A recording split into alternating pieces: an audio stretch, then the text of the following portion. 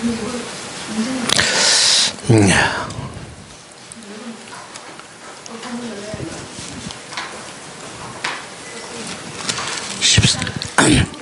14장 16절 한번 읽어보십니다. 14장 16절. 12절 한번 읽어보세요. 12절. 내가 진실로 진실로 너에게 이르노니 나를 믿는 자는 내가 하는 일을 그도 할 것이요 또한 그보다 큰 일을 하리니 이는 내가 아버지께 가매라. 성령 운동하는 사람들은 이 큰 일에 대해서 이제 아주 강조하죠.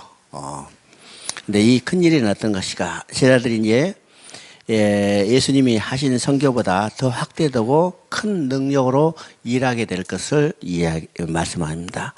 어떤 학자들은 이야기요. 예수님은 12제자들을 양성했는데 우리는 더 큰 하나님의 일을 세상에 확대하는 일을 할 것이다. 이렇게 이야기합니다. 이 큰 일에 대해서요.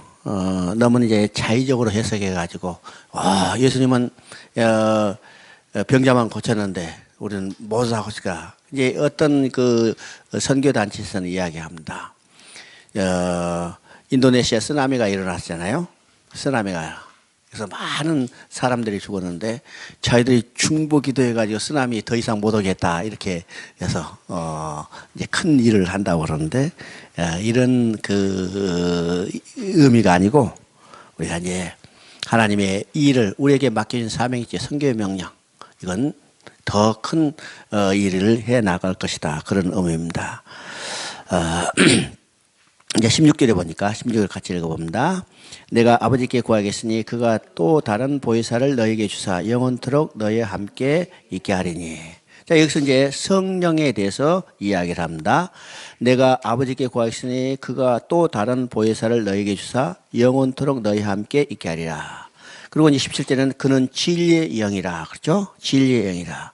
이게 보혜사 이제 파라클레이토스라고 그러는데 요한복음 14장, 15장, 16장은 이 성령에 대해서 성령의 사역에 대해서 이야기를 합니다. 성령을 우리가 이제 또 다른 보혜사, 그죠? 예수님이 이제 가셔요. 가시면 예수님이 이 땅에 계시다가 가시면 다시 오실 때까지 공백이 생기는가? 공백이 아니라는 거예요. 예수님이 다른 보혜사 성령을 보내서 그가 영원토록 너희와 함께 있게 하리냐. 그러면 오늘 우리하고 함께 누가 있어요? 성령 하나님께서 우리와 함께 계세요. 그러니까 하나님은 실제로 우리를 떠난 적이 없죠. 한 번도 떠난 적이 없어요. 우리 믿음이 없어질 뿐이에요. 없었을 뿐이에요. 그래서 하나님은 우리와 함께 계시다는 것을 항상 우리는 확신을 가지고 우리 성령, 우리 안에 계시는 성령이 일할 수 있도록 모든 것을 성령께 맡겨 주셔야죠. 그래서 이제 14장, 15장, 16장은 성령의 사역이 무엇인가를 확실하게 우리에게 증거해 주고 있습니다. 이제 보혜사라고 써요. 보혜사 파라클레스토스는 옆에서 돕는다는 의미를 가지고 있습니다. 물에 빠진 사람을 구하기 위해서 달려온 사람. 이것도 이제 구원해 준 사람, 이제 보혜사죠. 또 두려움에 떨고 있는 어떤 죄수를 변호하기 위해서 있는 사람도 이 변호사도 파라클레이토스예요. 낙심과 좌절 중에 있는 사람을 위로하기 위해서 찾아간 것도 보혜사고.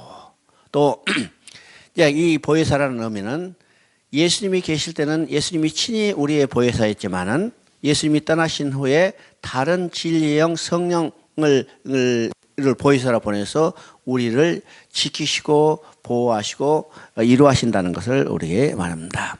그래서 이 보혜사 성령은 오늘 우리를 함께 계시고 우리의 모든 것을 지키시고 이루하시고 계시는 하나님인 것을 우리가 생각해야죠. 자, 26절을 한번 봅니다. 25절, 26절. 내가 아직 너희와 함께 있어서 이 말을 너희에게 하였거니와 보혜사 곧 아버지께서 내 이름으로 보내실 성령 그가 너희에게 모든 것을 가르치시고 내가 너희에게 말한 모든 것을 생각나게 하리라. 보혜사의 사역이 어떤 것인가를 이야기했어요. 보혜사는 가르치고 내가 너희에게 말한 것을 생각나게 하리라. 그러니까 성령의 사역이 어떤 것인가를 증거해 주죠. 성령이에요. 성령은요, 하나님이 보내신 영입니다. 또 그리스도가 우리에게 보내신 영이에요. 그러니까 성령은요, 하나님의 영이실 뿐만 아니라 그리스도의 영인 것을 이야기하죠. 이 로마서 8장 9절에 이제 말합니다. 만일 너희 속에 하나님이 영이 거하시면 너희가 육신에 있지 아니하고 영에 있나니 누구든지 그리스도의 영이 없으면 그리스도의 사람이 아니니라. 그러니까 로마서 8장 9절에는요, 성령이 하나님의 영이심과 동시에 그리스도의 영인 것을 이야기를 하고 있습니다. 그래서 이 성령의 사역 우리가 이제 첫 시간에 이야기했죠. 하나님의 구원 사역은 이 성령의 삼위일체 하나님 사역이 어떻게 이루어진가. 자, 초월하신 하나님이 우리를 구원하시기 위해서 이 땅에 성자를 보내서 우리 함께 계셨어요. 그죠? 말씀이 육신이 되어 우리 가운데 거하심에 그는 우리와 함께 계신 것을 이야기해요. 그가 이제 십자가에서 죽으시고 우리를 떠나자 그 공백이 생긴 게 아니라 초월하신 하나님 우리를 구원하시기에 누구를 보냈어요? 성령 하나님을 보내서 그 성령 하나님이 우리와 함께 계시는 거예요. 그러니까 초월하신 하나님이 우리를 구원하시기 위해서 우리에게 오셔서 함께 계시죠. 그러므로 우리가 구원이 가능하다는 거죠. 가능한 거예요. 그래서 기독교의 이 구원과는 다른 종교가 가지고 있는 구원과는 전혀 다른 의미죠. 다른 의미예요.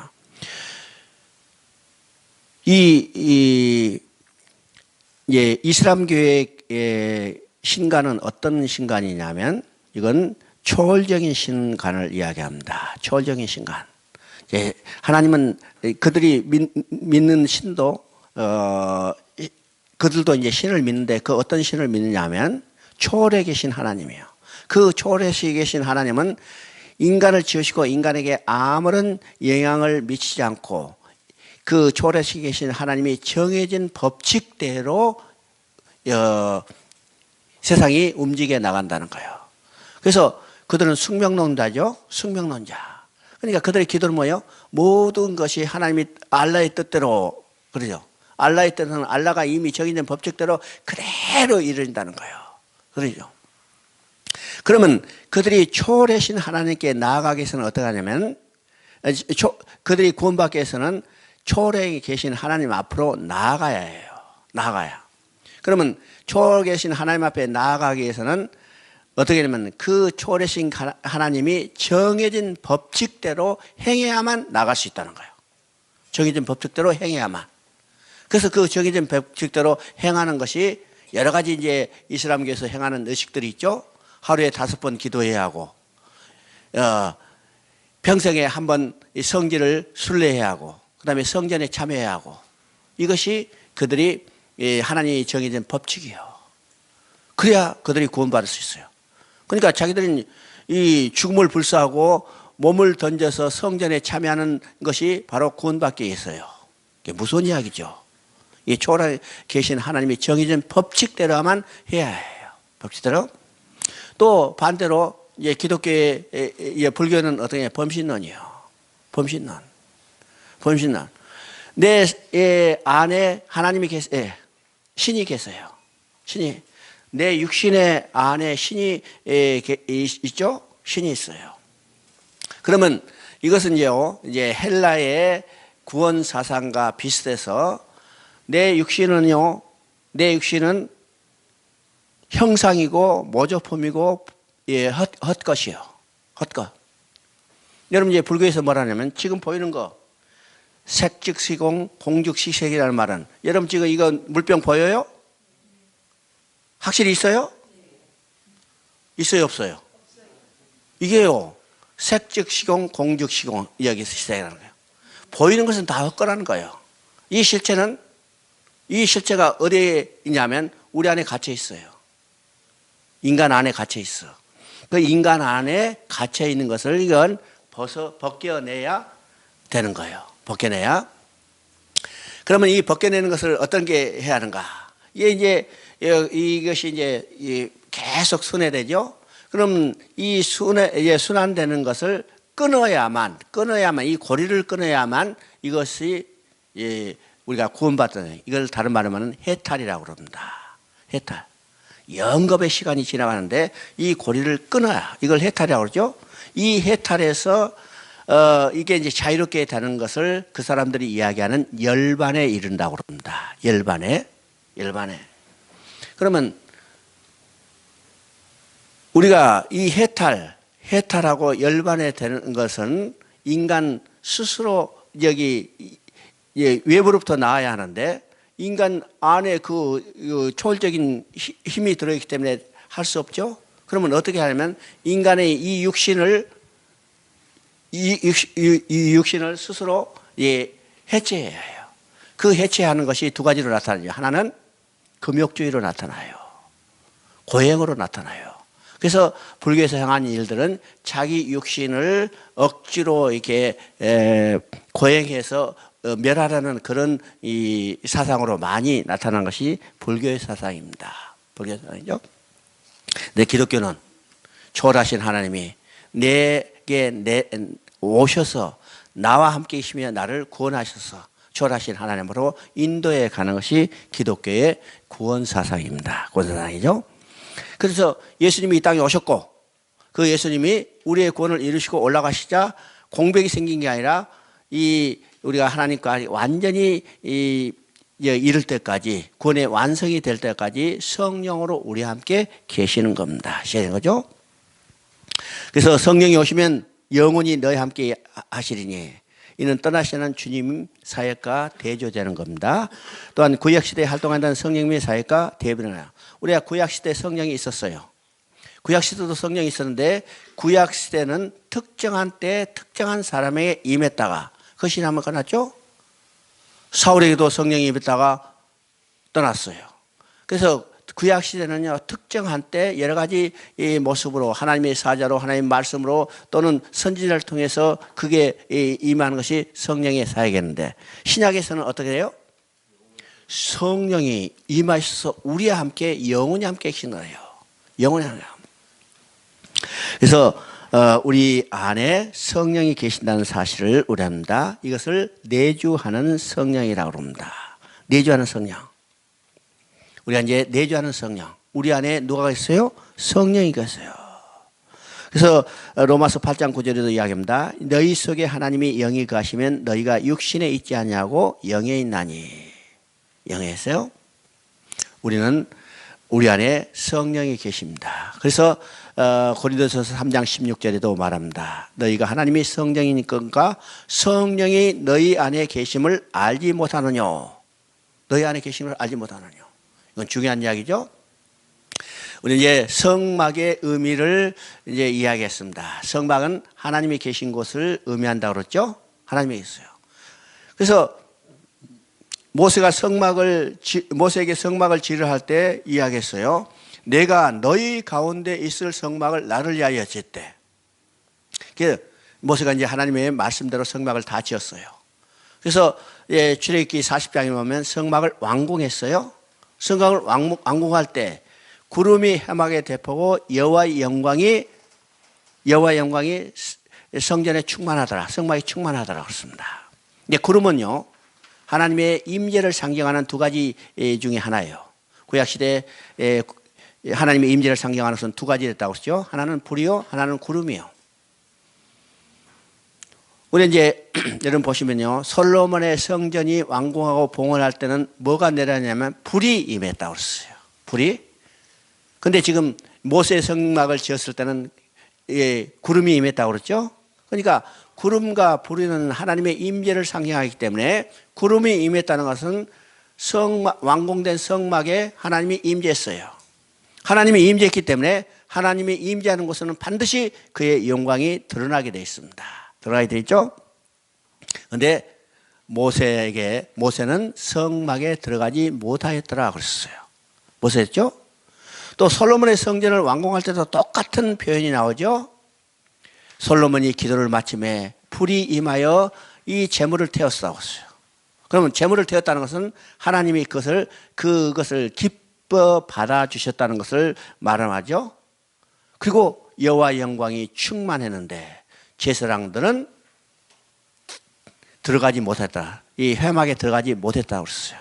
그럼 모세의 성막, 솔로몬의 성전에 하나님이 임재하시고 그의 영광이 충만했지만은 모세와 제사장에 임한 건 아니죠? 제사장에 임한 건요. 근데 사도행전 2장을 보면 성령이 임했는데 성령이 불의 혀와 같이 각 사람 위에 임하였다라고 했습니다. 각 사람 위에 있다. 그러면 구약과 신약이 어떻게 다를까? 또 어떤 것이 같을까? 우리 생각해 봐요. 구약과 신약의 같은 점은 성전의 성막에 임한 것은 동일합니다. 그렇죠? 모세의 성막에 임했고 하나님이 임재하고 그의 영광이 충만했고, 솔로몬의 성전에 하나님이 임하고 그 영광이 충만했고, 신약에는 그 성전이 어디에 지어졌어요? 우리 안에 지어졌어요. 우리 안에 지어졌어요. 우리 안에 지어졌기 때문에 그 성전에 하나님께서 임재하시고 그의 영광이 충만하는 거죠. 그래서 성령이 불의 혀같이 각 사람 위에 임했다고 그랬어요. 그래서 성전에 하나님이 임재하시고 그의 영광이 충만한 것은 동일하지만 구약시대는 눈에 보이지는 가시적인 성막 성전에 임했지만 신약시대는 눈에 보이지 않은 우리 안에 지어진 성전에 하나님이 임재하신 거예요. 그럼 우리 안에 지금 하나님이 계시죠? 그건 어떤 형태로? 성령 하나님으로 계시는 거예요. 우리는 하나님의 전이 돼서 성령 하나님이 우리 안에 계시며 우리는 그 성령 하나님과 동행하는 거예요. 동역하는 거예요. 그렇죠? 이 사실을 우리가 확실히 알아야 합니다. 그렇죠? 성령이 우리 안에 계시다는 거. 성령. 오늘 성령 찾아서 성령 임하도록 기도하는 사람들이 있죠? 그건 신학적으로 정확히 이야기하면 잘못된 거예요. 오늘 예수 믿는다면 우리 안에 성령이 계시는 거예요. 그럼 우리 기도는 어떻게 해야 하냐면 우리 안에 계시는 성령의 뜻대로 모든 일을 하실 수 있도록 우리가 모든 것을 다 맡겨주시는 거예요. 그럼 우리 기도는 어떻게 해요? 주여, 나는 능력도 없고 힘도 없고 얘나가 아무것도 할 수 없습니다. 내 안에 계시는 성령께서 성령의 뜻대로 모든 것을 이루어 주시옵소서. 성령께 맡겨드리는 거죠. 이것이 우리의 기도가 돼야 해요. 우리의 기도. 근데 우리의 기도는 어떻게 해요? 성령이 어디에 있는지도 모르고 성령 다 제껴버리고 쫙 주시옵소서. 그리고 자기 계획과 목적을 자기 스스로 만들어 놓고 그것을 이루어 달라고 기도하는 거예요. 그걸 이루어달라고. 그러면 오늘날 이 기독교 신앙의 성격이 어떻게 돼요? 자기 중심적으로 변하고 자기 계획과 목적을 달성해 가기 위해서 성령을 이용하려고 하는 거죠. 그런데 우리 기도가 내 안에 계시는 성령이 계시다는 것을 확신하고 그 성령이 모든 일을 하실 수 있도록 그 성령께 모든 것을 맡기는 것이 우리의 옳은 기도라는 사실을 알아야 합니다. 성령에 대해서 여러 성도 여러분의 감정이나 느낌에 의지하지 말고 주님의 신실하신 약속을 의지하고 그 성령께 모든 것을 맡겨야죠. 믿음의 조상 아브라함은 그가 100세나 되어 자기 몸에 죽은 것 같음과 사라의 태에 죽은 것 같음을 알고도 하나님의 약속을 의심하지 않고 믿음의 견고하에 있어서 하나님의 영광을 돌리며 약속하신 것을 또한 능히 이루실 것을 확신하였다고 했습니다. 그리고 우리도 똑같이 우리 안에 성령이 계신 것을 알고 그 성령이 모든 것을 다 이루실 것을 확신하고 성령께 모든 것을 맡기고 하나님께 영광을 돌리는 믿음의 삶을 살아야 할 것을 우리가 생각하게 됩니다. 자, 16장을 먼저 보십니다. 여러분 이제 교재도 16장이 나왔죠? 16장.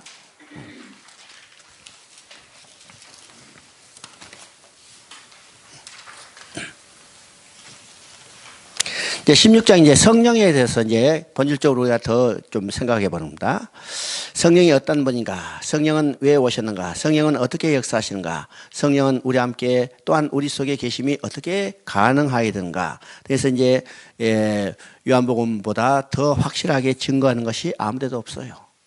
우리가 성령의 사역에 대해서 가장 확실하게 기본적으로 깨달을 위해서는요, 요한복음 14장, 15장, 16장을 가지고 우리가 기초로 삼아야 합니다. 물론 오늘날 이제 성령의 능력, 성령의 은사들 많이 이야기하지만은 그 모든 것이 어디에 기초를 두냐 하면 바로 요한복음 14장, 15장, 16장에 기초를 두고 전개해 나가야 합니다. 전개해 나가죠. 이것이 기초가 되지 않고 전개해 나가면 인간 자의적으로 성령에 대해서 이야기할 수 있어요. 아시죠? 그러면 성령의 가장 중요한 기초가 어딘가? 바로 요한복음 14장, 15장, 16장이라고 했죠. 자, 성령님은 하나님의 기쁜 것이라도 동달하시고 지성을 가지신 분입니다.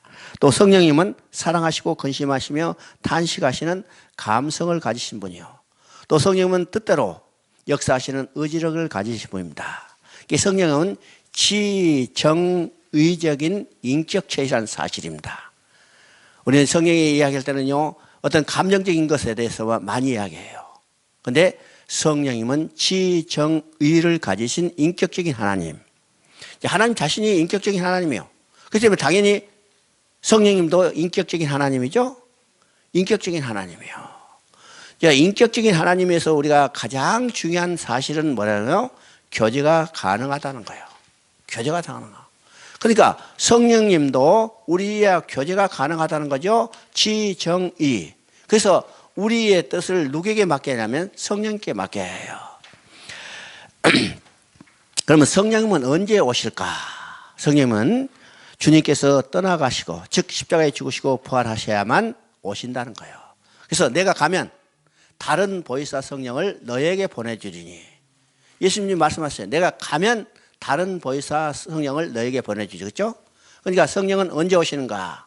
예수님이 십자가에 죽으시고 떠나신 후에 성령이 임하겠습니다. 구약 성경에서 이제 성령에 대해서 약속을 했죠. 성령에 대해서 약속했어요. 어제도 얘기했지만요, 구약 성경은 두 가지 약속이 있다고 했어요. 두 가지 약속. 첫째는 메시아를 보내주겠다는 약속이요. 메시아를 보냈다는 약속. 그 다음에 두 번째, 성령을 보내주시겠다는 약속이죠. 그러면 메시아는 누구냐면 여자의 후손이요.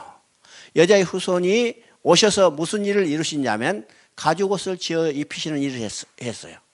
그러니까 가죽옷을 지어 입히는 것은 아담이 하나님이 찾았을 때 우리가 벗었으므로 두려워 숨었나이다. 그렇죠? 벗었으므로 두려워. 이 벗었다는 말은 어떤 의미냐면 죄 지은 인간은 하나님 앞에 설 수 없다는 것을 이 벗었다는 용어로 나타나고 있어요. 죄 지은 인간은 하나님 앞에 나아갈 수 없다. 이 창세기 3장까지를 우리가 확실하게 이해하는 것은 성경 전체를 이해하는 데 아주 중요한 의미라고 했어요. 내가 지난 주일날 어느 조그마한 교회, 과천에 있는 조그마한 교회에 가가지고 3시간 동안 창세기 1, 2, 3장 3시간 동안 했어요. 3시간, 그러니까 그 주일날 설교 없이 그냥 설교 대신해서 쫙 3시간 딱 했습니다. 3시간 동안 창세기 1, 2, 3장만 가지고 이야기 했는데 그 성도들이 아주 젊은 사람들이에요. 그거는 늙은 사람 한 사람도 없어. 참 놀라운 교회죠. 이 평균 나이가 35세. 그 교회 35세. 가족 수로는 한 50가족 되겠더라고 이제. 그런데 창세기 1, 2, 3장만 딱 이야기하니까 그 사람들이 지금까지 성경을 알았던 지식이 딱 깨진다는 거예요. 성경을 이제 배웠던 그 지식이 창세기 1, 2, 3장만 내가 정리해서 이야기했더니 거의 연결된다는 거예요. 연결된다. 왜요? 창세기 1, 2, 3장이 성경 전체에서 하나님이 일하실 일에 대한 프로그램적 설명이기 때문이요. 그죠? 하나의 조감도요. 이것만 보면 어떤 것이 하나님이 이 성경을 통해서 이야기할 것이 무엇인가를 알기 때문이죠. 그래서 우리가 이제 구약에도 이제 메시아를 보냈던 약속. 그 메시아는 여자의 후손으로 오셔서 가죽 옷을 지어 입히실 바로 예수 그리스도예요. 예수 그리스도. 자, 벌거벗음으로 가지고선 벌거벗은 자를 가려주게 해요. 벌거벗다는 것은 하나님 앞에 죄 지은 인간이 설 수 없다는 것을 이 용어로 표현하는 거죠. 왜 그럴까? 우리가 이제 창세기 2장 25절에 두 사람이 벌거벗었으나 부끄러워하지 않았다고 그랬어요. 근데 창세기 3장 7절에 가니까 뭐라고 하는가? 그들이 무화과 나무 잎으로 치마를 해봤어요. 그죠? 그러면 그 상태는 언제냐면 이미 창세기 1장부터 6장까지 나오는 6절에 나오는 죄를 지은 상태예요. 죄를 짓게 했어. 선악을 알게 난 시간을 따먹었죠? 따먹었더니 어떻게 됐어요? 사단이 유혹하는 대로 그들이 눈이 밝아졌는데 어떤 눈이 밝았어요? 영의 눈은 어두워지고 육의 눈이 밝아지자 이제는 육신의 벌거벗은 것을 알고 부끄러워하게 됐죠. 그 부끄러운 것을 가리기 위해서 그들이 스스로 무화과 나무 잎으로 치마를 해봤는데 하나님이 찾아왔을 때 뭐라고 대답했어요? 우리가 벌거벗었으므로 두려워서만 나이다. 이것은 육적인 문제가 아니고 영적인 문제죠. 영적인 문제. 여기서 이야기하는 벌거벗으면요, 육적인 문제가 아니라 영적인 문제, 곧 영적인 문제, 죄 지은 인간은 하나님 앞에 설 수 없다는 말을 벌거벗었다는 말로 표현해요. 그래서 하나님 앞에 설 수 없기 때문에 그들은 하나님 앞에 쫓겨났죠. 그럼 쫓겨난 그들을 버려두지 않으시고 하나님이 다시 돌아오게 하기 위해서는 어떻게 해요? 그들의 벌거벗음을 가려줘야 해요. 가려줘요. 가려주기 위해서 어떻게 해요? 가려주기 위해서는 가죽옷을 지어 입혀야 해요. 예수님이 야, 이거 무화과 나무 잎으로는 안 되겠다. 이제 바나나 나무 잎으로 크게 해야겠다. 그렇게 안 했죠. 무화과 나무 잎이나 바나나 잎이나 햇빛 나면 다 말라 비틀어져요. 근데 가죽옷을 지어 입혔다고 써요. 그러면 이 가죽옷이라는 말 속에 뭐가 있어요? 짐승의 죽음이 전제되어야 해요. 곧 십자가에 죽으실 예수 그리스도, 어린 양 되신 예수 그리스도를 지금 계시하고 있는 거죠. 그러니까 메시아를 보내주는, 그 메시아는 여자의 후손으로 오셔서 십자가에 죽으실 예수 그리스도를 해요. 예수 그리스도. 또 이 약속뿐만 아니라 또 하나의 약속인데 그것은 성령을 보내주시겠다는 약속이 있어요. 어제 스가랴 12장 10절을 봤죠. 은총과 간과하는 심령을 보여주면 찌른 바 그를 보고 회개하고 통곡하는 역사가 나타나고 있어요. 여기서 중요한 의미가 있습니다. 은총과 간과하는 심령, 곧 이것은 성령을 보여주면 어떤 일이 벌어지죠? 찌른 바 그를 보고, 찌른 바는 누구요? 지금 요한복음에서 창의 허리가 찔렸어요. 그 찌른 바 곧 십자가에서 못 박아 죽으신 예수 그리스도, 그것을 보고 회개하고 통곡하는 역사가 나요. 이 성령의 사역이 무엇인가를 스가랴 선지자는 이야기하죠. 이야기해요.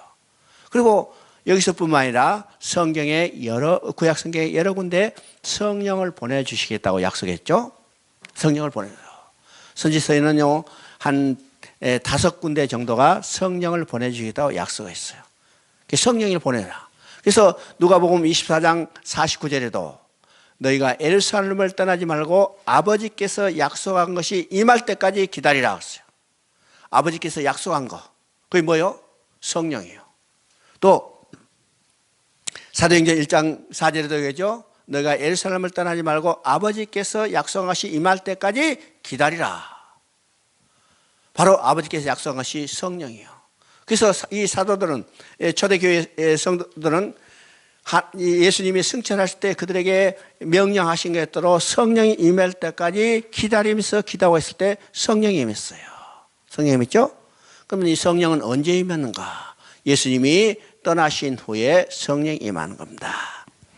이 성령은 어떤 일을 해요? 우리에게 구원받을 수 있는 예수님이 이루어 놓으신 일을 우리에게 적용해 주는 겁니다. 성령이요? 하나님께서는요 구원계획을 수립하시고 그 구원계획은 누구를 통해서 성취했냐면 예수 그리스도를 통해서 성취했어요. 성취했죠? 그가 십자가에 죽으심으로 장사되고 부활하신 이 모든 것을 성취했는데 이 성취된 것을 누가 우리에게 적용시켜 주냐면 성령께서 적용시켜 줘요.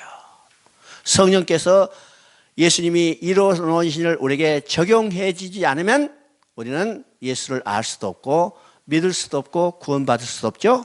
그런데 성령께서 이걸 적용해 주실 때 우리는 예수를 알게 되고 믿게 되고 구원받게 되는 겁니다. 그래서 성령의 사역은 예수님이 이루는 일을 각 사람에게 적용시켜 각 사람으로 하여금 구원받는 일을 하는 거예요. 그러니까 구속 사역은요, 성령이 오시지 않으면 절대로 이루어질 수 없어요. 구속 사역은 성령이 오시지 않으면 절대로 이루어질 수 없죠? 왜요? 적용해지지 않으면 우리가 믿을 수 없기 때문이에요. 믿을 수 없다면 우리가 하나님 앞에 나아갈 수 없잖아요. 그러니까 하나님이 계획하시고 예수 그리스도에서 성취된 이 구속 사역이라도 성령이 아니면 절대로 이루어질 수 없어요. 이러세요. 에베소서도 이 삼위 하나님의 사역에 대해서 분명히 이야기하고 있습니다. 에베소 1장 4절을 보면요, 그리스도 안에서 창세 전에 우리를 택하셨어요. 누가? 성부 하나님께서 우리를 택하시고, 그 다음에 1장 9절을 보니까 예수님께서 우리를 값주고 사셨다고 그랬어요. 값주고 사셨어요. 그리고 1장 13절이니까 성령께서 인을 쳤다고 그랬어요. 그러니까 이 사역은 어떤 거냐면 그리스도께서 여기에서 하나님께서요, 하나님을 떠난 인간을 돌아가기 전에 창세전에 우리를 택하셔서 너를 구원하겠다. 그것을 누가 이루시냐면 예수님이 이 땅에 오셔서 값주고 사셨어요. 값주고 산 그것을 성령께서 이건 내 것이다 한 것을 확실하게 도장 꽉 찍었다는 거죠. 이것이 성령의 사역입니다. 성령의 사역. 그러므로 구속 사역을 이제 성령이 오신다 해도 예수님이 구속 사역을 이루시지 않았다면 성령이 오시지 않죠? 오실 필요도 없는 겁니다. 그런데 성령은 예수님이 이루어 놓으신 일을 우리에게 적용해서 구원을 완성시키기 위해서 우리가 오셨죠. 성령이 오실 때 그가 나를 증거할 것이요. 이제 15장 26절에 이야기합니다. 성령이 오셔서 예수님이 이루어 놓으신 일을 우리에게 증거해 줄 때 우리가 예수님을 알게 되고 믿게 되고 구원받게 됩니다. 예수님을 증거하신다는 말 속에는요, 예수님을 믿게 하는 일이 있고 우리를 거듭나게 하는 일이 있고 성화 또는 영화롭게 하는 일이 다 포함되어 있습니다. 다 포함되어 있어요. 우리가 날마다요, 거룩하게 사는 삶도 우리의 힘과 능력으로 사는 게 아닙니다. 야, 우리가 이제 내가 구원받았기나 너희 이제 힘들어 살아라, 너희 해봐라, 이렇게 그냥 두지 않고 우리가 거룩하게 사는 삶도 성령의 역사가 아니면요, 우리가 거룩하게 살 수 없어요. 거룩하게 살 수 없어요. 이건 우리는 확실히 알아야 합니다. 확실히 알아요. 야, 우리가 이제 교회 다니니까 이 성경대로 말씀대로 우리에게 윤리적인 기준, 율법의 기준에서 살면 될 것 같은데 아니에요.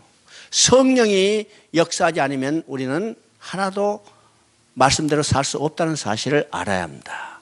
그러니까 오늘 내 안에 있는 성령이 모든 내 삶을 주관하도록 성령께 다 맡겨야 해요. 맡겨야 해요. 이미 스가랴 3장 1절부터 5절 사이에 보면 이런 내용이 있습니다. 우리 성경 한번 보십시다.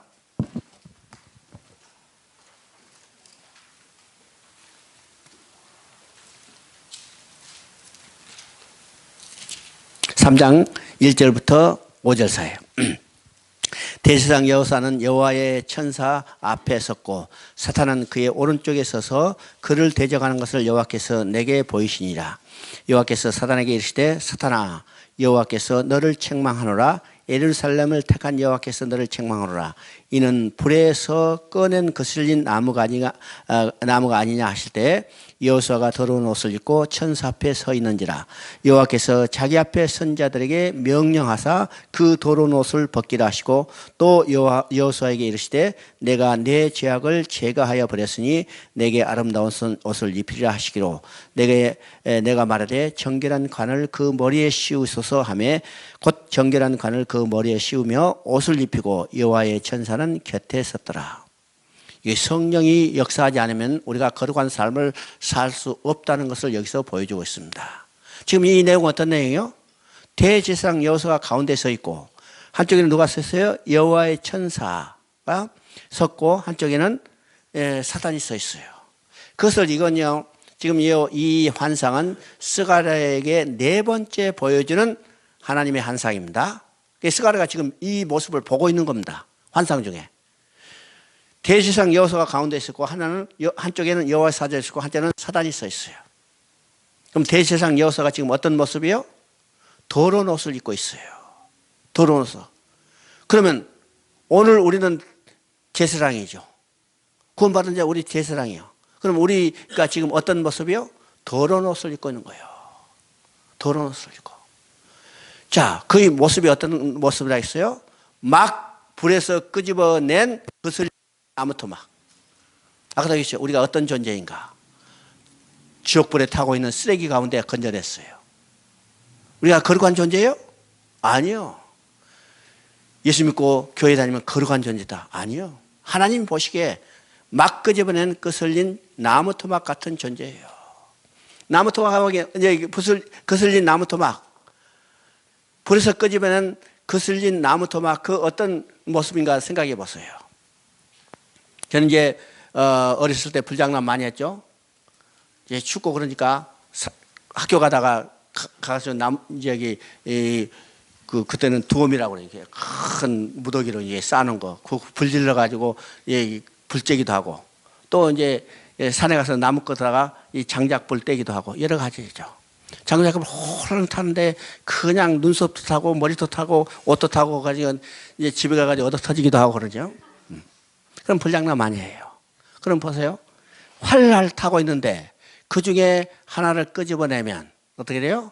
활활 타던 그 장작이 불이 꺼져가면서 연기 솔솔 내고 연기 솔솔 내면 그 연기가 향기로워요?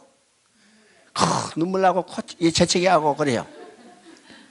또 그 모습이 얼마나 흉해요. 이게 누구의 모습이에요? 우리들이 내 자신의 모습이에요. 내 자신이면. 그때 사단이 그 여호수아를 지금 조롱하고 비우는 거예요. 야, 대제사장 여호수아, 네가 거룩한 사람, 거룩한 자야 했을 텐데 그 모습이 뭐냐? 내려와! 그래요. 내려와. 그때 여호와의 사자가 뭐라고 그래요? 더러운 옷을 입고 있는 여호수아를 책망한 게 아니라 여호수아를 비난하고 있는 사단을 책망하고 있는 거예요. 사단을 책망했어. 그리고 여호수아의 더러운 옷을 벗기고 정결한 옷을 입히는 거예요. 이 말은 우리가 구원받은 우리가 날마다 거룩한 삶을 살아가는 것은 내 힘이 아니라는 거예요. 누구의 힘이요? 하나님께서 나를 거룩하게 입혀주셔야 해요. 입혀주셔요? 신약적으로 이야기하면 성령이 날마다 나의 삶을 주관해야 해요. 거룩한 삶으로 주관해야 해요. 그러니까 우리가 구원받았으면 당장 거룩해진 게 아니라 품성은 변하지 않았어. 날마다 우리가 성화의 삶을 살아가야 하는 건데 이게 내 힘이 아니라는 사실을 우리는 알아야 합니다. 내 힘이 아니에요. 그러면 우리는 어떻게 그리려야? 날마다 주님 앞에 엎드려서 성령님의 인도를 받도록 우리가 기도해야죠. 나는 여자고 힘이 없기 때문에 내 안에 계신 성령이며 내 오늘의 하루의 삶도 거룩하게 인도해 주옵소서. 이것이 우리의 기도예요. 이렇게 기도해요. 그래서 성령은요, 나를 예수를 믿게 하고 거듭나게 하고 영원합게 거룩한 삶을 살아가게 하는 거예요. 그래서 우리는 날마다 내 안에 영이 계신 것을 확신하고 그 영의 인도를 받아가는 삶을 살아가요. 이것이 그리스도의 삶이에요. 그래서 이 로마서도 얘기하잖아요. 그리스도의 영이 없으면 그리스도의 사람이 아니라. 우리는 그리스도의 영이 있다. 이것을 확신할 뿐만 아니라 그 그리스도의 영의 인도함을 받아가는 삶을 살아야 한다는 겁니다.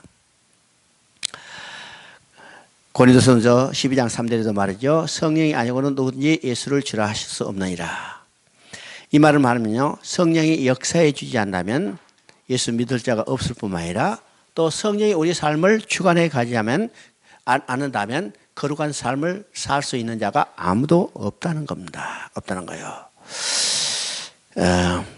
우리가 성령이 충만할 때 우리 삶도 담대해지게 됩니다. 담대해져요. 그래서 날마다 내 안에 계시는 성령으로 인도함을 받아서 내가 거룩한 삶을 살 뿐만 아니라 내가 담대한 삶을 살고 또 하나님의 도구로 쓰임받는 믿음의 신실한 주의 종들이 되어야 할 것입니다. 또 성령의 사이에서 더 이상 말하면 성령은 진리의 영이라고 그랬어요. 진리의 영. 이제 14장 17절에도 진리의 영이라고 그랬죠. 또 15장 26절에도 진리의 영이라고 그랬어요. 또 16장 13절에도 진리의 성령이 오시면, 이건 우리가 진리의 영이라는 말에 중요한 의미가 있죠. 우리가 성령 하면요, 즉각적으로 어떤 이 능력이나 불이나 기사나 이적을 행할 수 있는 이런 것으로 연상하기 쉬워요. 오늘 이제 성령의 이야기들이 너무나 그런데 치우쳐 있기 때문이죠. 치우쳐 있기 때문이에요. 이제 중국에서 이제 안희성에서 어떤 한국의 목사가 가지고 휙 하면 이제 넘어지는 그런 것을 했어요. 하다가 이틀 만에 쫓겨났습니다. 나는 그걸 볼 때요, 야, 중국의 교회가 오히려 분별력이 있구나 생각이 돼요. 분별력이라. 우리가 이제 성령 하면 그런 것으로 많이 인식하죠? 내가 이제, 몇 년 전인가, 한국에서 이제 왔는데 어떤 목사가 이제 나한테 꼭 가야 할 때가 있다고 그래요. 꼭 같이 가자고 그래요. 어디 가냐고 그랬더니 수지의 어느 교회 간대. 아니, 수지 내가 우리 동네인데? 그러세요. 그래, 그리고 오래. 그래서 이제 보니까요, 버스 타고 다니다 보니까 우리 집에서 2정거장 이제 떨어져 있는데요. 그래서 이제 그 중에 아무 일이 없어가지고 거기 한다니까 거기를 갔어요. 걸어가가지고 한 10분, 20분 걸어가가지고 이제 9시 반인가 뭐 확실히 하는데 가는데 사람들이 굉장히 많더라고요. 많이 있어요. 근데 이제 그 목사님이 단에 서가지고 첫 말씀이 훅 그러는 거예요. 그래서 나는 마이크 테스트 한 줄 알았더니 훅 하면서 하는 말이 자기는 이 마이크를 여러 번 여기 갉아먹었대. 왜 갉아먹었어요? 휙 하면 이제 넘어지는 거예요. 휙 하면 넘어져. 마이크로. 한참 이야기하더니 휙 하니까 진짜로 넘어지는 거예요. 옆 사람들이. 나는 이 사람들 왜 알아? 내가 혼자 앉아있다가 그냥 나왔어요. 혼자 앉아있다. 성령의 역사를요, 우리는 그렇게 생각해요. 지금 많이 그렇게 하죠? 미국에서 들은 그런 게가, 나 솔직히 말해서 토론토 브레싱이라는 이야기 하는 거. 여러분요, 성령은 인격적인 하나님이세요. 인격적인 하나님. 나는 분명히 해야지요. 인격적인 성령 하나님께서 그냥 넘어지고 개소리 뻑뻑하게 만드시겠어요? 우리는 한번 생각해 봐야 합니다. 한번 하죠? 성령은 인격적인 하나님이세요. 성령은 인격적인 하나님이시기 때문에 우리를 어떻게 대해요? 인격적인 하나님, 인격적으로 대해 주시다는 거예요. 인격적으로. 우리는 이 성령의 역사를 생각해야죠. 그래서 성령의 가장 중요한 것은요, 진리의 영이라는 거예요. 진리의 영. 진리의 영. 그래서 성령하면 우리가 즉각적인 능력이나 있으나 기사를 연상하고 있지만 성령의 사역에서 가장 기초적이고 가장 중요한 사역은 진리의 영. 자, 16장 13절에 읽어보니까 진리의 성령이 오시면 그가 너희를 모든 진리 가운데로 인도하시리니. 너희를 모든 진리 가운데. 그러면 모든 진리 중에 진리는요, 바로 예수 그리스도예요. 진리는 구원의 근원이라고 했어요. 그의 근원은 예수 그리스도예요. 성령이 오시면 우리를 예수 그리스도가 일어나는 모든 일을 확실하게 깨닫는 거예요. 확실하게 깨달아요. 그래야 우리가 구원받을 수 있죠. 우리 인간의 신앙의 가장 궁극적인 목적은요, 죄의 사함을 받고 하나님 앞에 나아가야 해요. 그럼 누구를 만나야 해요? 예수 그리스도를 만나요. 예수 그리스도를 만나요. 그러면 성령을 통해 하지 않으면 우리는 예수 그리스도를 알 수가 없어요. 그래서 진리의 영이 오시면 그가 우리를 모든 진리 가운데로 곧 그리스도 앞으로 인도해서 우리를 구원받게 하는 사역이죠. 사역이에요. 14장 26절에도 말합니다. 아버지께서 내 이름으로 보내실 성령 그가 너에게 모든 것을 가르치시고 내가 너에게 말한 모든 것을 생각나게 하리라. 가르치는 사역과 가르치는 사역, 깨닫게 하는 사역이에요. 그러면 뭘 가르치세요? 뭘 가르쳐? 뭘 생각나게 해요? 예수 그리스도가 이루어 놓으신 일을 우리에게 가르치고 예수 그리스도가 이루어 놓은 일을 우리로 하여금 생각나게 하는 거예요. 이것이 아니면 우리는 구원받을 수 없죠. 구원받을 수 없어요. 그래서 성령의 사역에 가장 중요한 것은 예수 그리스도가 이루어 놓은 일, 곧 예수 그리스도 자신을 우리에게 알게 하는 일이에요. 그래서 알죠?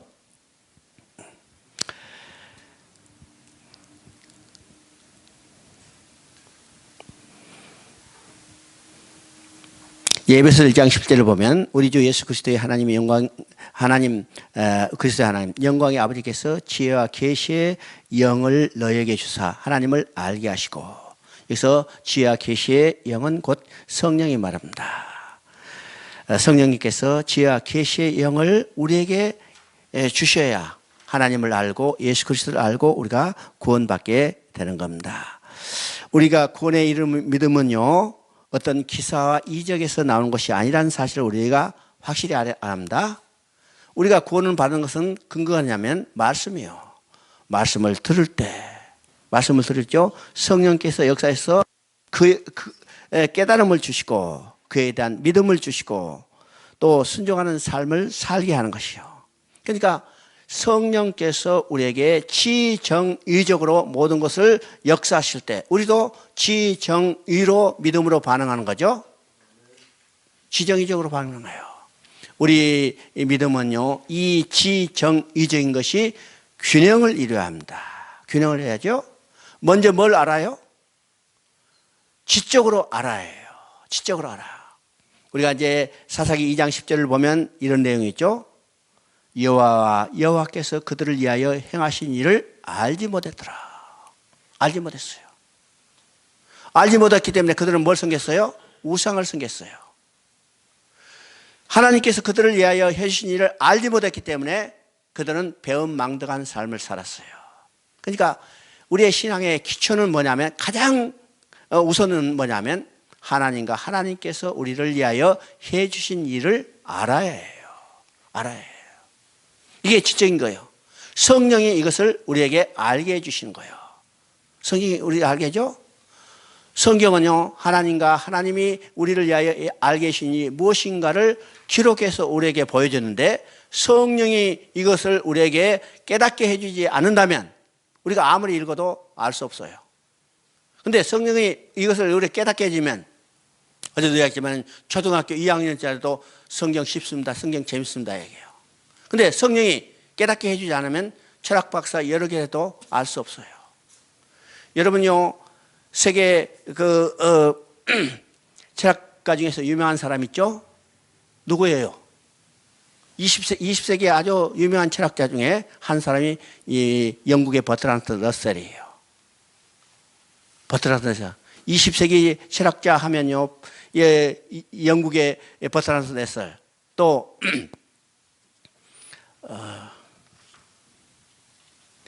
프랑스의 아니요, 그거는 그 전 사람. 이게 이름 아나. 사르트르. 그렇죠. 이 두 분이 아주 20세기에서 아주 쌍벽을 이루는 철학자예요. 쌍벽을 이루나. 근데 둘 다 어떤 사람이요? 예수 믿지 않은 사람이요. 버트란드 러셀은 어떤 책을 썼어요? 내가 왜 예수를 믿지 않은가? 여러분 그 책 보면 참 이 철학자가 이 정도밖에 쓰지 못했는가 유치한 내용이 있어요. 유치한 내용.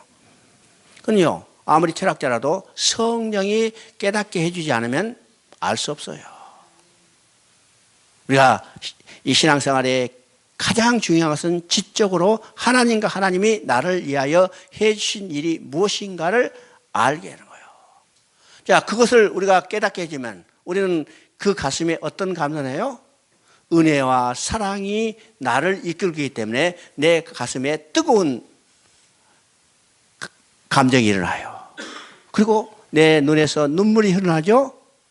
이 눈물은 어떤 눈물이에요? 하나님의 은혜에 감사, 하나님의 사랑에 감사하는 눈물이 흘리게 됐어요. 이것이 감정이에요. 감정이요? 그러면 그 다음에 어떻게 돼요? 그 은혜와 사랑이 나를 삶을 끌어가는 거예요. 이게 의지적으로 나타나죠? 의지적으로 나타나요. 그래서 성령께서 지정의적으로 나에게 역사해 주시면 나는 그에 대해서 지정의적으로 반응해요. 이것이 합해질 때 우리는 올바른 신앙생활을 할 수 있습니다. 할 수 있어요. 그런데 오늘은요, 이 신앙이 많이 왜곡돼서 정적인 것에 많이 치우쳐 있고 이것을 감정적인 신앙이라고 그래요. 이 감정적인 신앙에 빠지기 시작하면 어떤 방향으로 나가냐면 이건 신비주의로 가는 가능성이 많죠. 오늘 신비주의로 빠진 이 신앙의 이 노선들이 얼마나 많은가. 또 반대로 의지적인 것만 강조하면 어떻게 해요? 율법적인 신앙으로 변질돼요. 오늘 교회 성도들의 기쁨이 없어. 왜요? 의지적인 신앙만 강조하기 때문이요. 의지적인 신앙만 강조해요. 해라 하지 말라. 여러분요, 설교가 얼마나 그런 것에 치우쳐 있는가를 생각했죠? 순종하라. 여러분도 아브라함처럼 이삭을 바치는 순종하라. 순종하라. 그렇죠? 순종하라 하니까 순종 못하니까 이게 갈등이 생겨서 마음에 기쁨이 없는 거예요. 그러면 그것을 통해서 하나님이 나를 위하여 해주시니 무엇인가를 알게 될 때 이건 순종을 요구하는 것이 아니구나. 나에게 순종을 요구하나. 이것을 통해서 하나님이 나를 위하여 해주시니 무엇인가를 알게 하고 하나님의 사랑을 깊이 깨달을 수 있도록 인도하는 거죠. 성경을 보는 관점이 달라져요. 맞아요. 그래서 우리는요, 하나님이 나를 위하여 해주신 일, 이것을 먼저 지적으로 확실히 깨닫고 그 다음에 그에 감사해서 내 마음이 뜨거워지고 그 사랑과 은혜에 이끌려가는 의지적인 삶이 이루어진다는 겁니다. 또 성령을요, 보혜사라고 그랬어요. 14장 16절에 또 다른 보혜사를 너에게 주사. 그렇죠? 15장 26절에 내가 아버지께서 너에게 보낼 보혜사. 16장 7절에도 내가 떠나가지 아니하면 보혜사가 너에게로 오지 아니할 것이요. 보혜사라는 것은 옆에서 돕기 위하여 부름을 받은 자라. 또 그래서 보혜사를 이로자, 돕는 자, 보호자로 번역하기도 하죠. 자, 주님께서 이 땅에 계실 때는 친히 주님께서 보혜사가 됐어요. 주님께서 보혜사가 됐죠? 병든 자를 치료해 주시고 굶진 자를 먹여 주시고, 그렇죠? 약한 자를 돌봐주시는 보혜사가 되셨어요. 또 성령께서 성도 곁에 서서 보혜사가 되어서 도와주시고 오늘 또 위로해 주시고 보호해 주십니다. 이 사역도 성령께서 성도를 속에 내주하셔서 성도를 도구 삼아서 도와주시고 위로해 주시고 원하고 계심을 우리가 명심해야 합니다. 오늘 성령의 사역이 어떤 것인가? 이 성령의 사역에 대해서 로마서는 어떻게 이야기하고 있는가를 한번 보십시다. 로마서 8장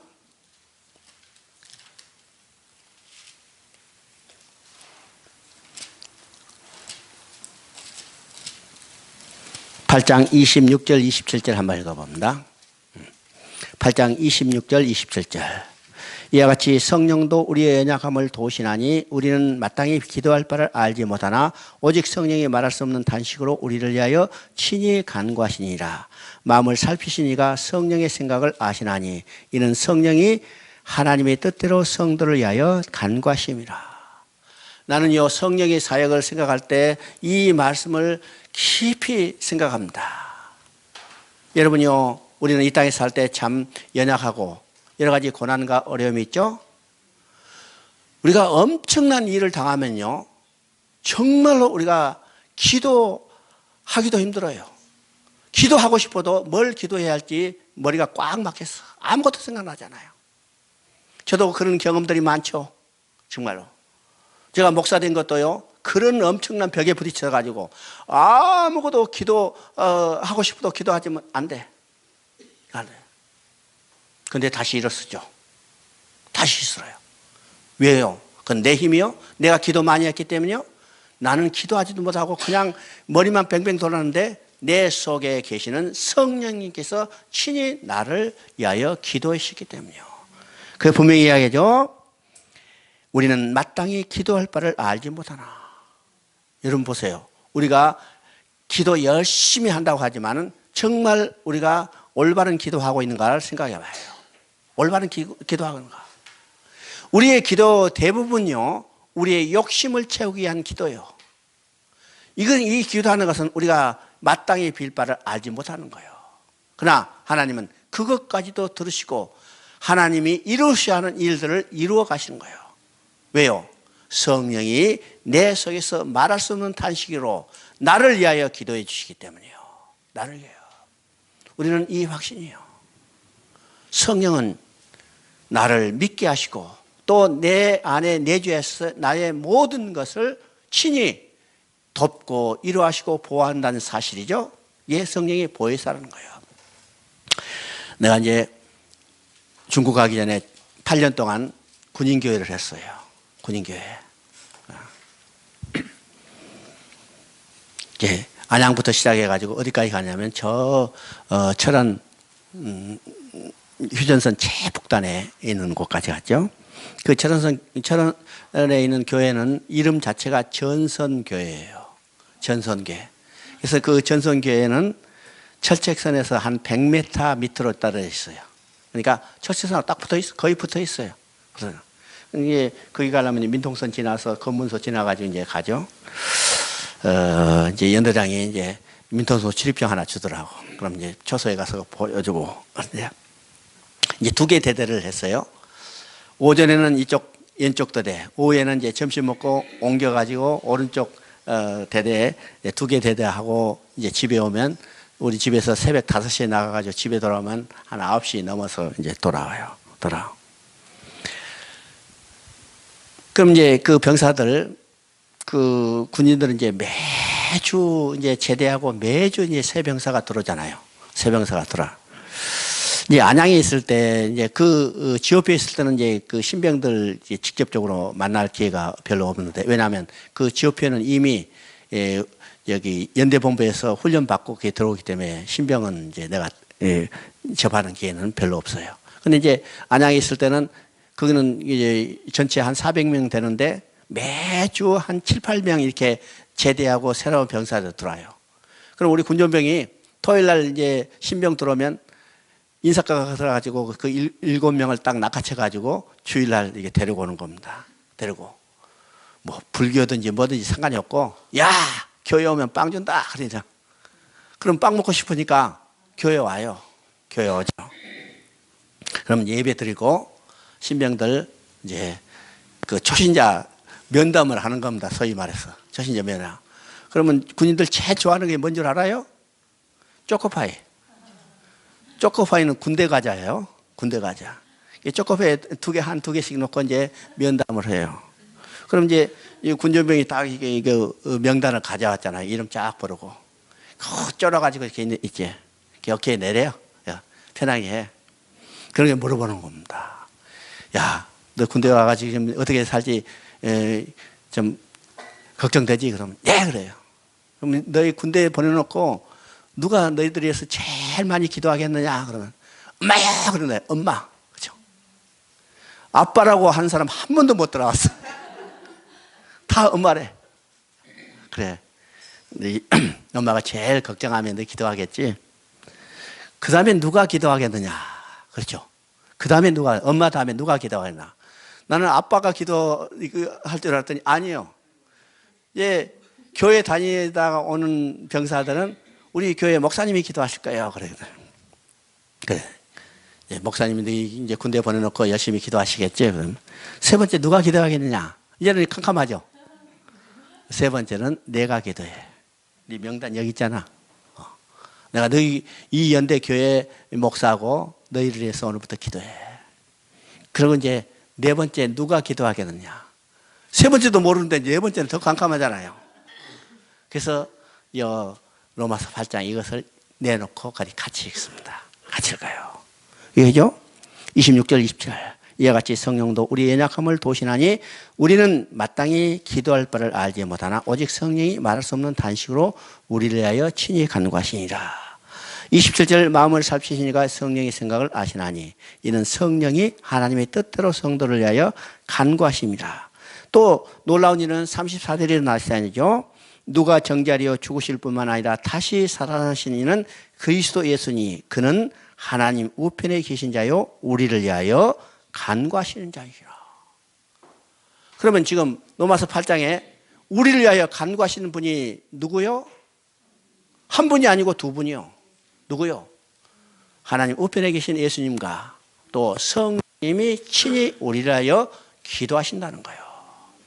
이 말을 가지고 자, 너희를 위해서 지금 너희는 빌바를 알지 못하는 간절히 기도하시는 분이 성령님이시고 또 십자가에 죽으시고 우리의 죄를 담당하시고 죽으셨던 예수님이 하나님 우편에 계서 우리를 위하여 친히 간구하신다. 너는 염려하지 말라고 그러죠. 염려하지 말라. 자, 오늘 이것도 나에게 그대로 적용되는 겁니다. 성령이 나를 위하여 친히 간구하시는 거예요. 예수님이 하나님 우편에서 나를 위하여 친히 간구하신다는 이 확신. 저는 이제 중국에 이제 있으면서 이 확신은 결코 버리지 않습니다.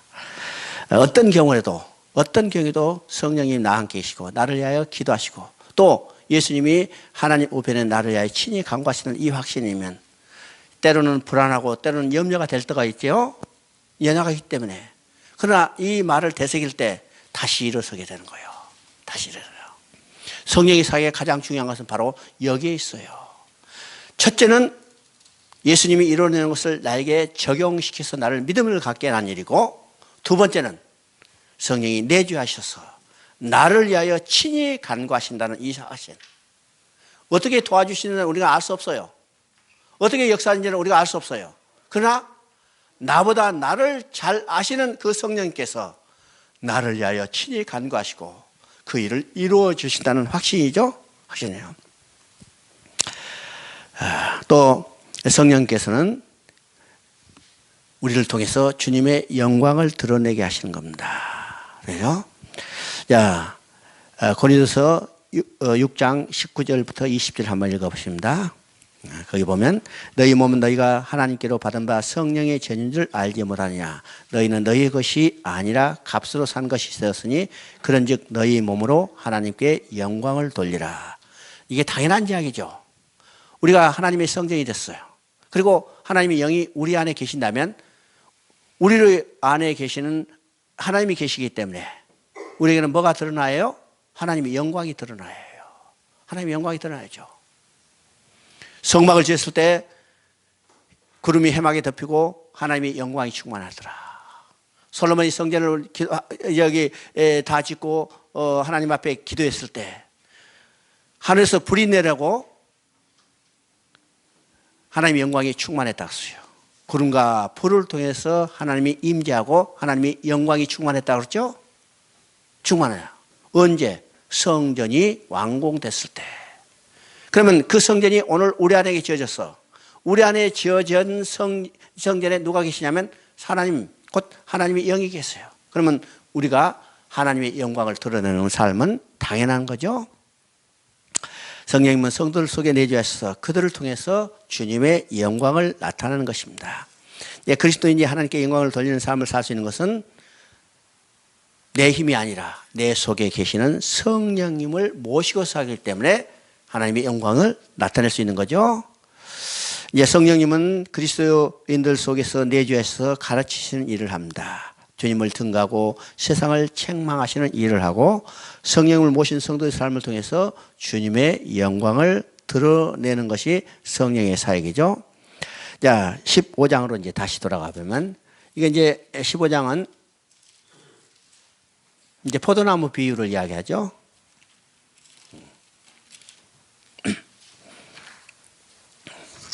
15장 1절에 보면 나는 참 포도나무요 내 아버지는 농부라. 무릇 내게 붙어 있어 열매를 맺지 아니하는 가지는 아버지께서 그것을 제거하여 버리시고 무릇 열매를 맺는 가지는 더 열매를 맺게 하려 함이라. 그것을 깨끗하게 하시니라. 자, 이 포도나무 비유는요, 바로 이게 연합의 신비를 우리에게 가르쳐 주기를 원합니다. 연합의 신비. 연합의 신비는 이미 어디서 드러내냐면 창세기 2장 24절에 이야기하죠. 창세기 2장 18절부터 24절까지는 어떤 이야기냐면 하나님께서 아담에게 돕는 배필 곧 여자를 지어주는 이야기입니다. 창세기 2장 18절에 보니까 하나님께서 아담이 독처하는 것이 혼자 사는 것이 좋지 아니하므로 그랬죠. 이 혼자 사는 것이 좋지 않다는 말은 어떤 의미일까? 그렇죠? 아담이 혼자 사는 것이 좋지 않다는 이것은 말하는 교제의 대상이 없다는 겁니다. 교제의 대상이 없어. 그러면 교제의 대상이 없는 것을 하나님이 불쌍히 여기시고 어떻게 하면 돕는 배필 곧 교제의 대상을 지어주셨다는 거예요. 그러면 교제의 대상이 되기 위해서는 어떻게 해요? 이거는 동등한 인격적인 관계가 이루어져야 합니다. 동등한 인격적인 관계가 되지 않으면 이게 교제의 대상이 될 수 없어요. 그렇죠? 동등한 인격적인 관계가 되지 않으면 이 교제의 대상이 될 수 없습니다. 그러면 하나님께서 아담에게 돕는 배필, 교제의 대상으로 누구를 지었냐면 여자 하와를 지어줬어요. 그러면 남자 여자는 어떤 관계예요? 교제의 대상이죠. 교제의 대상. 우리가 이것을 오해해가지고 돕는 배필하니까 여자는 남자에게 무조건 순복이다 이렇게 이야기하는데 이건 그런 의미가 아니고 동등한 인격적인 관계를 가지고 교제의 대상으로 지어주시다는 거예요. 교제의 대상으로. 그리고 이 하와를 지을 때 어떻게 되는가? 아담을 잠들게 하시고 그의 갈비뼈를 떼서 하와를 지었어요. 여자를 지었죠? 여자를 지었어. 그리고 아담이 그 사실을 알고 지어진 여자를 보고 내 뼈 중에 뼈요 살 중에 살이요. 내 뼈 중에 뼈요 살 중에 살. 그러면 하와는요, 여자는 남자의 뭐요? 같은 살이요, 같은 뼈요. 그렇죠? 그리고 24절에 보니까 두 몸이 합하여 남자 여자가 부모를 떠나 두 몸이 합하여 한 몸을 이루니라. 여기서 이제 한국 성경에는 두 몸이 합하여 한 몸을 이룬다는 말은 이게 어떤 분명한 의미가 나오지 않았지만은 중국 성경은 이걸 연합이라고 되어 있어요.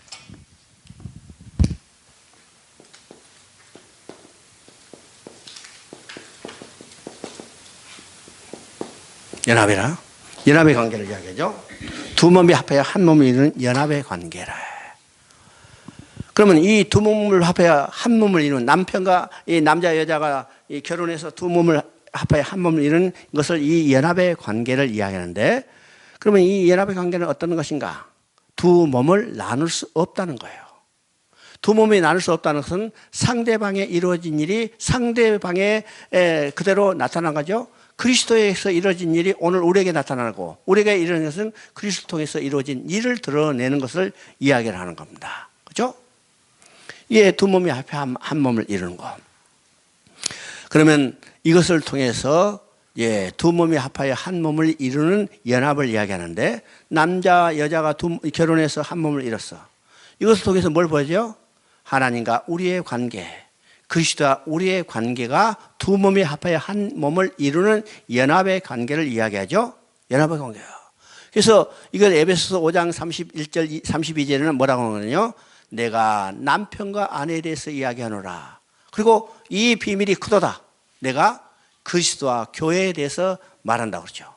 그러면 남편과 아내의 두 몸이 합해 한 몸을 이루는 이 관계를 통해서 뭘 보여줘요? 그리스도와 나의 관계. 그렇죠? 그리스도와 성도의 관계가 남편과 아내의 관계를 이야기하는 거예요. 그러면 이 두 몸이 합해 한 몸을 이루는 연합의 관계죠. 연합의 관계. 그러면 이 연합의 관계를 더 구체적으로 이야기해서는 이제 에베소서 이야기합니다. 에베소서는 어떻게 이야기해요? 교회는 그리스도의 몸이요. 그렇죠? 그러면 교회는 그리스도의 몸인데 이 교회, 그리스도의 몸은 어떻게 구성되어 있냐면 교회는, 여기 머리는 그리스도는 머리예요. 그렇죠? 교회는, 그리스도는 교회의 머리고 또 성도들은 교회의 지체예요. 머리가 지체가 합해서 그리스도의 몸인 교회가 이루어졌어요. 교회겠죠? 그러면 머리와 몸을 나눌 수 있어요, 없어요? 있어요? 나눌 수 있으면 얼마나 좋을까, 그렇죠? 여기까지 버스 타고 왔다 갔다 할 필요도 없고, 그렇죠? 머리만 딱 잘라가지고 보냈다가 강의 끝나고 택배로 보내면 되잖아요. 나눌 수 없어. 나눌 수 없어요. 이게 두 몸이 합해 한 몸을 이루는 상태예요. 머리야 몸, 그리스도는 교회의 몸된, 그리스도의 몸된 교회의 머리고 우리는 지체예요. 두 몸이 합한 아니죠? 그러면 이 교회는 누구에 의해서, 아니요, 이 몸은 누구에 의해서 움직여져요? 여기 머리의 통제를 받는 거예요. 우리가 손가락 하나 까딱하는 것도 머리가 지시하지 않으면 움직일 수 없어요. 마음대로 움직여요? 마음대로 움직였다는 건 병든 거예요. 그렇죠? 오직 머리의 통제를 받아야만 몸은 움직일 수 있어요. 이것이 그리스도와 우리의 관계, 교회, 여기 하나님과 우리의 관계, 이게 연합의 관계를 이루어지죠. 그러면 연합의 관계를 통해서 그리스도에 이루어진 일이 곧 내게 이루어진 일이라는 것을 증거하고 있어요. 어떻게 해요? 이건 이제 로마서 6장 3절부터 4절, 5절을 보면, 로마서 한번 봅니다. 로마서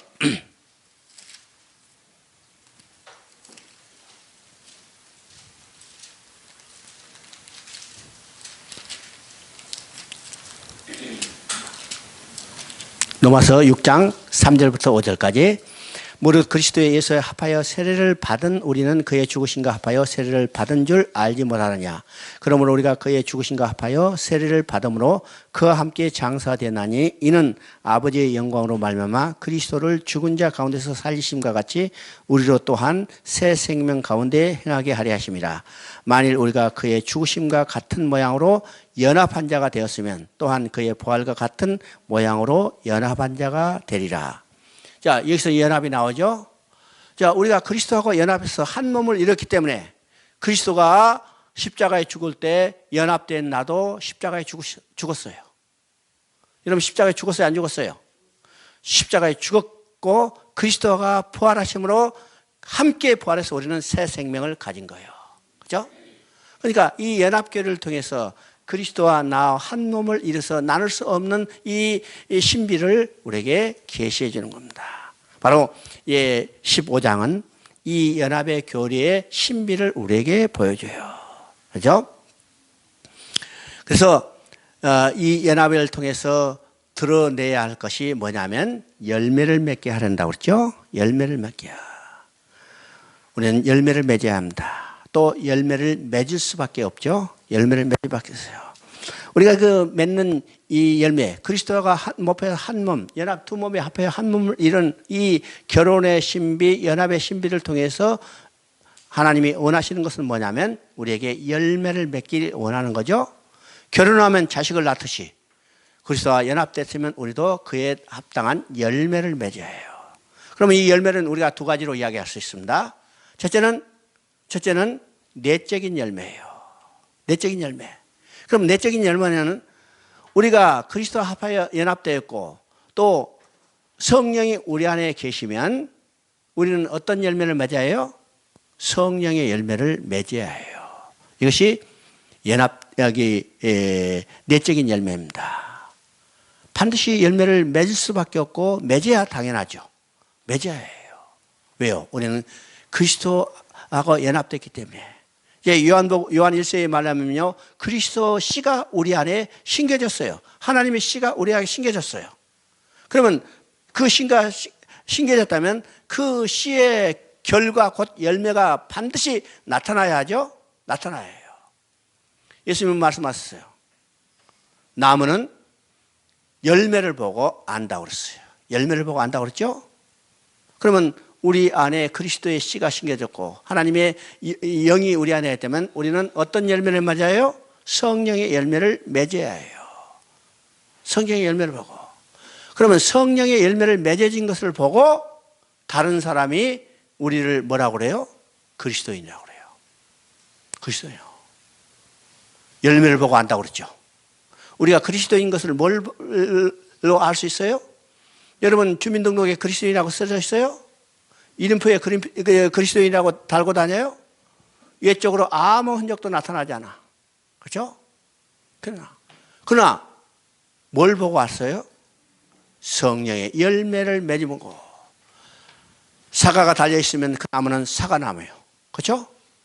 배가 달려있으면 그 나무는 배나무예요. 그러니까 열매를 보고 나무를 알 수 있어요.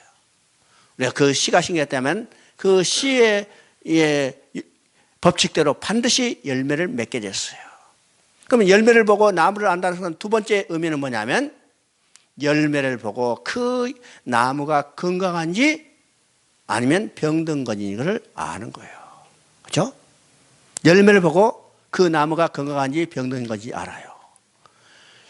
풍성한 열매가 아주 잘 열렸으면 그 나무는 어떤 나무예요? 건강한 나무예요. 근데 삐리삐리한 거 몇 개 달리다가 열리다가 툭 떨어져 봐. 그 나무는 병든 나무죠. 옛날에 우리가 이제 어렸을 때 우리 집에 감나무가 있어요. 감나무는 해거리를 한다고 그래요. 그렇죠? 해거리. 어떤 데 가면요, 몇 개 열리지도 않아.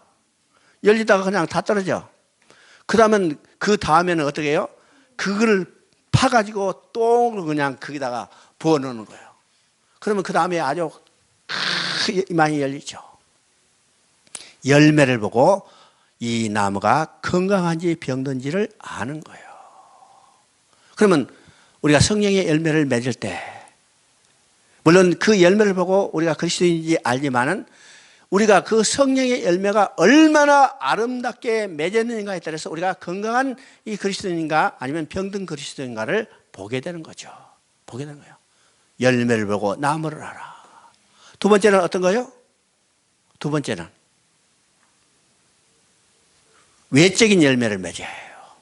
외적인 열매. 자, 나무가 지금 자라면 전부 나중에 새끼가 치죠?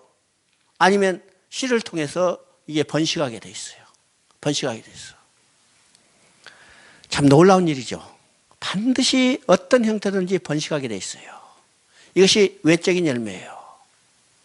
그러면 우리가 그리스도인이라면 외적인 열매는 어떤 열매를 맺을까? 이건 전도의 열매를 맺어야 해요.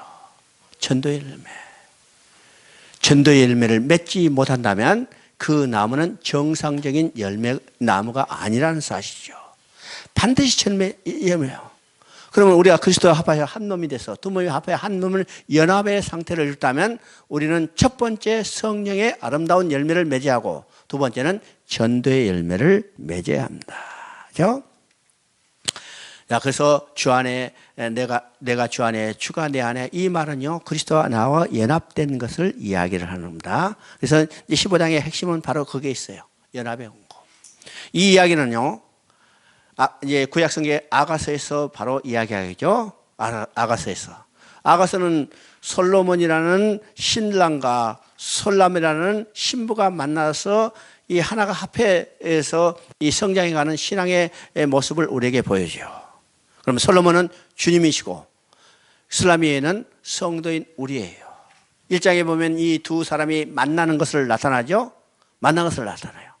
그래서 이제 8장까지 이 신앙의 성장의 단계를 이야기하는데 성장의 단계를 이야기해요.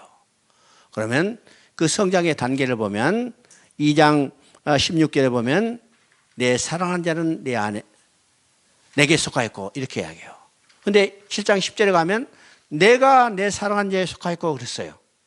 그러면 비슷한 말 같지만은 주체가 다르죠. 2장에서는 내 사랑하는 자가 내게 속하였고 7장 10절은 내가 내 사랑하는 자에 속하였고. 왜 주체가 다를까? 2장은 어린 신앙이 때고 7장에는 신앙이 성장한 단계를 이야기합니다. 근데 공통적인 게 뭐예요? 내가 내 사랑하는 자에 속하였거나 내 사랑하는 자가 내게 속하였거나 주가 내가 내 안에 내가 주 안에 이 두 몸이 합하여 한 몸을 이룬 연합의 관계를 이 아가서는 이야기합니다. 아가서를 이야기하죠. 그래서 지금 요한복음 15장에서 이야기하는 포도나무와 가지의 비유를 통해서 연합의 관계를 이야기하고 있습니다.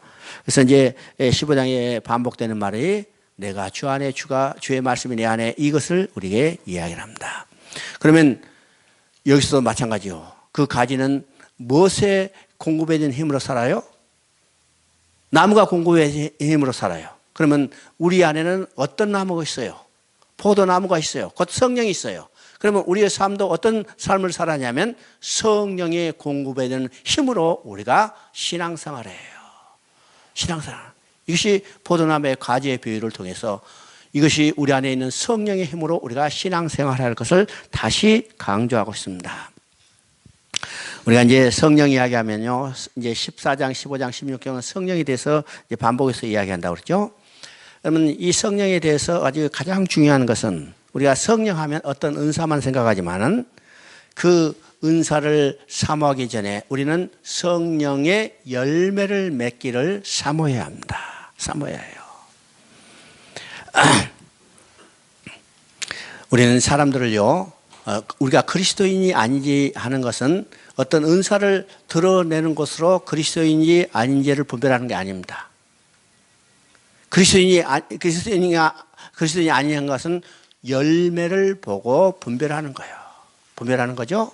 우리가 은사주의에 잘못 받기 쉬우면 이 은사는요, 우리가 이 성령의 은사, 기독교인들이 많이 추구하는 이 성령의 은사는 다른 종교에서도 나타난다는 사실을 알아야 합니다. 다른 종교에 나타나요. 방언? 예수 믿는 사람만 방언한 줄 알아요? 귀신도 방언해요. 치유? 교회 와서만 치유받아요? 아니요. 절간에서 불공 10년 들었더니 얘는 못난 사람이 애 낳았어요. 그러니까 이 초월적인 힘, 초월적인 능력, 특성만 가지고 이야기하면요, 모든 종교가 다 똑같아요. 그것만 가지고 기독교의 특성을 이야기해서는 안 돼요. 우리는 열매를 통해서 그리스도인인 것을 드러내줘야 합니다. 우리는 열매를 맺을 수밖에 없죠? 왜요? 우리 안에 성령이 계시기 때문에. 그 성령, 우리 안에 계신 성령의 씨가 신기하기 때문에 반드시 그 열매를 맺을 수밖에 없어요. 맺을 수밖에 없어요. 그래서 오늘 우리의 기도는 어떤 기도예요? 내 안에 계시는 성령께서 나를 풍성하게 해서 성령의 아름다운 열매를 맺게 해주세요. 이것이 우리의 기도가 되어야 합니다. 자, 오전은 여기까지 하십시다. 우리 이제 김 목사님 기도해 주시고. 살아계신